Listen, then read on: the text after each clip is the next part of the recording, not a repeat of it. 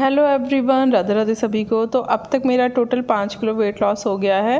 3 kilo weight loss हो गया था कुछ दिन पहले, मैंने आप लोगों को बताया था। 2 किलो और हो गया है और मेरा पेट काफ़ी ज़्यादा अंदर चला गया है। तो टोटल अब तक दोबारा से मेरा 5 किलो वेट लॉस हो गया है। तो मैं क्या क्या रूटीन फॉलो कर रही हूँ देखो, वो सब मैं आपको दिखा रही हूँ। सुबह उठ के सबसे पहले 1 गिलास गर्म पानी में 1 चम्मच देसी घी ऐड करके पी लिया। उसके थोड़ी देर बाद मतलब मैंने झाड़ू वगैरह लगाई, फिर मैंने उसके बाद 1 गिलास गर्म पानी में ये बेसल सीड जो होते हैं, सब्जा के बीज, जो तुलसी वाले बीज होते हैं, उनको मैंने 1 चम्मच ऐड करके पी लिया। ठीक है, तो और इसको ना थोड़ा मतलब 5 मिनट के लिए छोड़ देना, ये फिर अच्छे से भीग के फूल जाता है। उसके बाद इसको आपको चबाना नहीं है, बस ऐसे ही निगल जाना है। ठीक है, इसमें बहुत ज़्यादा फाइबर होता है, आपके पेट को क्लीन करेगा। और दूसरी बात, गर्मियों में जो शरीर में गर्मी बढ़ जाती है ना, उसके लिए अच्छा है। चिया सीड्स आप सर्दियों में पीजिए क्योंकि वो गर्म होता है, और गर्मियों में आपको पीना है ये सब्जा का पानी क्योंकि ये ठंडा होता है। ठीक है, उसके बाद फिर मैंने अपनी वेट लॉस वाटर जो मैं आजकल बना रही हूँ, डिटॉक्स वाटर, मैंने आप लोगों को इसकी अलग से भी वीडियो शेयर कर दी है। ये मैं आजकल पी रही हूँ और इसका पानी जो है मैंने बना लिया था, जिसके लिए मैंने एक कांच का जग ले लिया है। आप चाहो तो कोई मिट्टी का बर्तन भी ले सकते हो, लेकिन प्लास्टिक का कंटेनर आपको नहीं लेना, और बिल्कुल भी कुछ ना में लेना, तब आपको स्टील का बोतल लेना है। लेकिन उसके अलावा आपको कुछ नहीं लेना, कोई भी प्लास्टिक का, फाइबर का कैसा भी बर्तन आपको नहीं लेना। ठीक है, तो ये मैंने ले लिया। इसमें मैंने डाला, जो भी आपका मन करे वो आप वेजिटेबल्स डाल लो। मैंने इसमें खीरा, गाजर डाला है, सौंफ और धनिया डाला है, और मैंने इसमें थोड़ा सी तुलसा जी की बीज, 1 काली मिर्च और 1 हरी मिर्च, आप इसमें काली मिर्च भी ऐड कर सकते हो, और 2 इलायची वगैरह डाल के मैंने इसको, थोड़ा सा अदरक का भी टुकड़ा डाला था, और फिर मैंने इसको भर के रख दिया। 1 घंटे बाद लगभग आप इसे पीना शुरू कर सकते हो। ठीक है, और फिर पूरे दिन आपको ना यही वाला वाटर पीना है, फिर पूरे दिन आपको कोई दूसरा पानी नहीं पीना। ठीक है, तो अब इसके बाद फिर मैंने पूरे दिन कोई और वेट लॉस ड्रिंक या फिर ग्रीन टी वगैरह नहीं ली है पूरे दिन। जब ये पानी ख़त्म हो जाए तो इसमें फिर से पानी भर के रख दो और फिर से इसको पी लो। तो इस तरीके से ना ये आपका 24 घंटे के लिए चलेगा, और 24 घंटे बाद फिर आपको इसको चेंज करना है, यानी कि नया बनाना है। ठीक है, और अगर आप इसको फ्रिज में रख के पियो तो ये आपका 2 दिन भी चल सकता है। जब तक सब्जियां ठीक से गल ना जाएं, टेस्ट भी बदल जाएगा, तो आपको इसको हटा देना है। ठीक है, अब मान लो सुबह सुबह आप बना रहे हो और शाम तक आपकी सब्जियां नहीं गली हैं, बिल्कुल एकदम ताज़ी हैं, क्योंकि आपने उसे फ्रिज में रखा हुआ है, तो आप उसको नेक्स्ट डे भी शाम तक यूज़ कर सकते हो। लेकिन बाहर मत छोड़ना, फ्रिज में रख कर ही इसको यूज़ करना अगर आप ठंडा पानी पियो। ठीक है, उसके बाद फिर मैं आ गई थी एक्सरसाइज करने के लिए। अच्छे से एक्सरसाइज की मैंने, जो भी एक्सरसाइज मुझको अच्छी लगती हैं, और जो मैं आपको एक्सरसाइज बता रही हूँ ना, यही एक्सरसाइज मैं ज़्यादातर करती हूँ, और इनसे मेरा बेली फैट काफ़ी तेज़ी के साथ ना कम हो गया है। आप सब लोगों को पता है कि मुझे सियाटिका की और स्लिप डिस्क की दिक्कत है, तो मैं बहुत ज़्यादा हैवी या कूंदा फांदी वाली एक्सरसाइज नहीं कर पाती हूँ। तो जो भी ईजी एक्सरसाइज मुझको लगती हैं, जिनमें ज़्यादा कूंदा फांदी नहीं होती और जिनसे अच्छा वेट लॉस भी होता है, देखो एक्सरसाइज आप कैसे भी कर लो, आपको हाथ पैर चलाने होते हैं। ठीक है, एक्सरसाइज का मतलब ये होता है, चाहे उसमें आप कार्डियो कर लो, इस तरीके से एक्सरसाइज कर लो, एरोबिक्स कर लो, योगा कर लो, प्राणायाम कर लो, साइकिलिंग कर लो, डांसिंग कर लो, जो आपको ठीक लगे, आप वॉक कर लो, कुछ भी करो, बस आपको ना हाथ पैर अपने चलाने हैं, जिससे कि आपकी कैलोरी अच्छे से बर्न हो जाए। ठीक है, जो सब लोग ये कहते हैं कि हैंड की एक्सरसाइज करोगे तो हैंड का ही फैट जाएगा, ऐसा कुछ नहीं होता। ठीक है, जब आपकी कैलोरी बर्न होती है तो सबकी बॉडी का एक टाइप होता है, उसके हिसाब से उसकी बॉडी से फैट कम होता है या फिर बढ़ता है। मेरा ओवरऑल पूरी बॉडी पे बढ़ता है और ओवरऑल पूरी बॉडी से कम होता है, चाहे मैं कोई सी भी एक्सरसाइज करूं, चाहे मैं खाली वॉक करूं। ठीक है, तो मेन जो होता है ना हमारा, वो हमारा कैलोरी बर्निंग का होता है। ऐसा कुछ नहीं होता कि आप अगर हैंड की एक्सरसाइज करोगे तो हैंड का ही फैट जाएगा, या आप सिर्फ लेग की एक्सरसाइज कर रहे हो तो सिर्फ लेग का ही फैट जाएगा, ऐसा कुछ नहीं होता।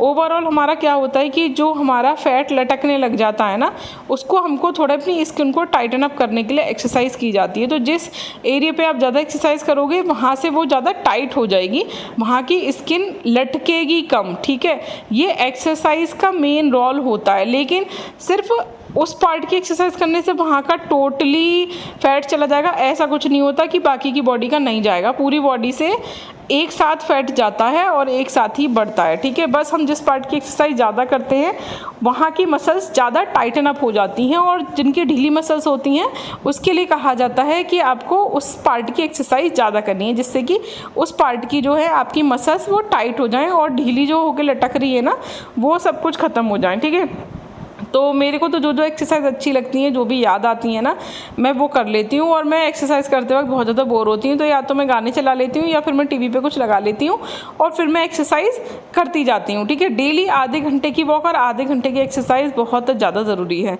हाँ, एक चीज़ और मैं आप लोगों से कहना चाहूँगी कि जो लोग मोटे होते हैं या जो लोग पतले होते हैं, दोनों ही लोगों को ना एक चीज़ बहुत ज़्यादा फेस करनी पड़ती है। आप कहीं भी जाओ या आपके घर पे कोई भी आए, अगर आप पतले हो गए हो तो हर कोई आपको टोकेगा कि यार बड़े पतले हो गए हो, और अगर आप मोटे हो गए हो तो हर कोई आपको टोकेगा कि यार बड़े भारी हो रहे हो, एक्सरसाइज क्या करो, योगा किया करो। हालांकि किसी को भी आपकी लाइफस्टाइल के बारे में कुछ नहीं पता, ठीक है, कि आप क्या करते हो क्या नहीं करते। और स्पेशली हमारे रिश्तेदार तो हमारी वीडियोज़ भी नहीं देखते, ठीक है, तो उनको तो वैसे भी एम आई मतलब एम आई उनको कुछ भी बोलना, ना उनको पता कि हमारी लाइफस्टाइल क्या है, ना उनको पता कि हम क्या खाते हैं क्या पीते हैं और हम सच में एक्सरसाइज कर रहे हैं या फिर वॉक कर रहे हैं कि नहीं, ये सब उनको कोई मतलब नहीं है। बस उनको एम आई अपना ज्ञान देना, कभी साल में 6 महीने में एक बार मिलना, हाय हेलो करना और बस अपना ज्ञान देना, ठीक है, इसके अलावा उनको कोई मतलब नहीं। और स्पेशली जो लड़कियां बहुएं होती हैं ना, उनको तो कुछ ज़्यादा ही सुनना पड़ता है क्योंकि वो पलट के ना जवाब भी नहीं दे पाती। जैसे अगर आप पीहर में हो या आप कहीं किसी ऐसे इंसान के साथ हो, यार दोस्त कह रहे हैं, तो आप उनको पलट के जवाब भी दे सकते हो। लेकिन अगर स्पेशली ससुराल की रिश्तेदारी में आपसे किसी ने कुछ कह दिया तो आप उनको पलट के जवाब भी नहीं दे सकते, आप बस मुस्कुरा के ही रह जाओगे, क्योंकि ये लगता है कि चलो यार हमको हर्ट हुआ, कोई बात नहीं, सामने वाले इंसान को हर्ट नहीं होना चाहिए। लेकिन मुझे कभी कभी लगता है कि जब तक सामने वाले को जवाब ना दो ना, वो आपको 4 बार और टोकता है। तो आपकी लाइफ है, आप अपने हिसाब से जियो। और मुझे लगता है कि हर इंसान में मोटा और पतला देखना बंद कर देना चाहिए। हर इंसान को अपनी हेल्थ का ध्यान, देखो हर इंसान अपनी हेल्थ का ध्यान ना खुद ही रखता है, ठीक है, हर इंसान को पता होता है कि मैं बहुत ज़्यादा पतला हूँ या मैं बहुत ज़्यादा मोटा हूँ, ठीक है, और वो उसको ठीक करने की कोशिश कर रहा होता है। लेकिन जब कोई भी मिलते ही पहली बात ही इस तरीके से कर देता है कि यार बड़े मोटे हो गए हो, यार बड़े पतले हो गए हो, तो जो पूरे मतलब स्टार्टिंग में ना उस इंसान का ना दिमाग ख़राब हो जाता है और फिर उसके आगे का जितनी भी बातें, जितना भी डिस्कशन होता है ना, वो ख़राब हो जाता है। तो इसीलिए एक इंसान सिर्फ मोटा या पतला नहीं होता, उसकी और भी पर्सनैलिटी होती है, और भी लाइफ स्टाइल होती है, और भी उसका व्यक्तित्व होता है, और वो मोटे पतले के अलावा भी और भी बहुत कुछ होता है। तो आप आज के बाद मैं आप सब लोगों से प्रार्थना करूंगी कि आप कभी भी किसी से भी मिलें तो सिर्फ उसको मोटा और पतला लेकर जज ना करें, उसके अंदर और भी बहुत सारी खूबियां होंगी जिसको लेकर आप उससे बात कर सकते हो, उसकी तारीफ़ कर सकते हो, उसका मोटिवेशन उसको दे सकते हो और उसका कॉन्फिडेंस लेवल को बढ़ा सकते हो।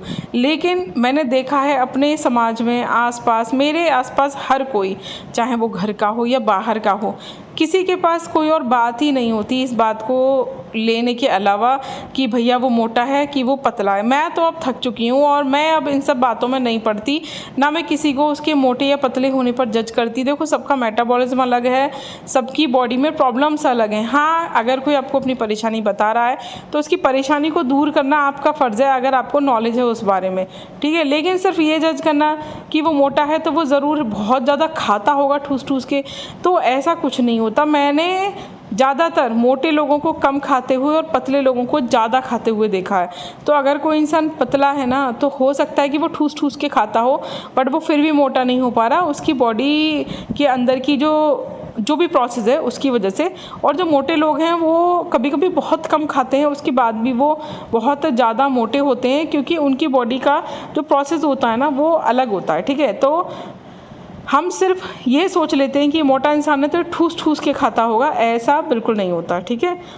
तो आइंदा आप किसी को, मतलब मैं आप सब लोगों से बस ये बताना चाहती थी कि आप लोग सोचना कभी मेरी इस वाली बात को, जो मैंने भी आपसे कहा कि जब भी हम कहीं पर जाते हैं तो क्या हम इसी टॉपिक पे बात नहीं करते लोगों से कि यार तू बड़ा पतला हो रहा है, या फिर मैं बड़ा मोटा हो रहा हूँ, या फिर मैं बड़ा पतला हो रहा हूँ, है ना। हर इंसान का दिमाग इसी एक चीज़ पे अटका रहता है। अगर आपके आसपास भी ऐसे लोग हैं या आप खुद भी ऐसा करते हो ना, तो मुझे कमेंट करके ज़रूर बताना, क्योंकि अगर आप ऐसा करते हो या आपके आसपास के लोग ऐसा करते हैं तो अब समाज में बदलाव की बहुत ज़्यादा ज़रूरत है। हाँ, हेल्दी लाइफ स्टाइल फॉलो करना बहुत ज़्यादा ज़रूरी है, अपने आप को फिट रखना भी बहुत ज़्यादा ज़रूरी है। लेकिन हर दिन में 10 लोगों से अगर आप मिल रहे हो तो 10 लोगों से सिर्फ आप इसी टॉपिक पे बात कर रहे हो, ये बहुत ख़राब है। अगर आप ऐसा कर रहे हो उसका मतलब आपका मानसिक संतुलन हिला हुआ है और आपको साइकियाट्रिस्ट की ज़रूरत है। ठीक है, तो अभी सुबह के नाश्ते में मैं बना रही थी आज स्पेशल कुछ। हनु मेरा बोर हो चुका था यही पोहा उपमा ये सब कुछ खाते खाते। जब से मैंने दोबारा से वेट लॉस करना शुरू करा है, मैं कोई भी ऐसी ऑयली चीज़ नहीं बना रही जिससे कि कहीं, क्योंकि देखो मैं घर में बनाऊंगी तो मैं भी खाऊंगी, बट आज उसका मन था कि मम्मी कुछ स्पेशल हो जाए। बहुत दिनों से आपने कटलेट्स नहीं बनाए, तो मैंने कहा ठीक है बेटा, चलो ब्रेड तो नहीं है घर पे, तो ब्रेड के कटलेट्स तो नहीं, मैं आपको कुछ हेल्दी बना के खिलाती हूँ। तो मैंने आलू बॉईल किए, उसमें हरी मिर्च और मसाला डाला थोड़ा सा, और उसमें मैंने सूजी डाली, और बहुत नाम के लिए मैंने उसमें मैदा डाली। ठीक है, और सूजी के हैं और आलू के हैं तो हेल्दी हैं, इतनी कोई दिक्कत नहीं है। आप चाहो तो इनको एयर फ्राई भी कर सकते हो अगर किसी के यहाँ पे एयर फ्रायर है।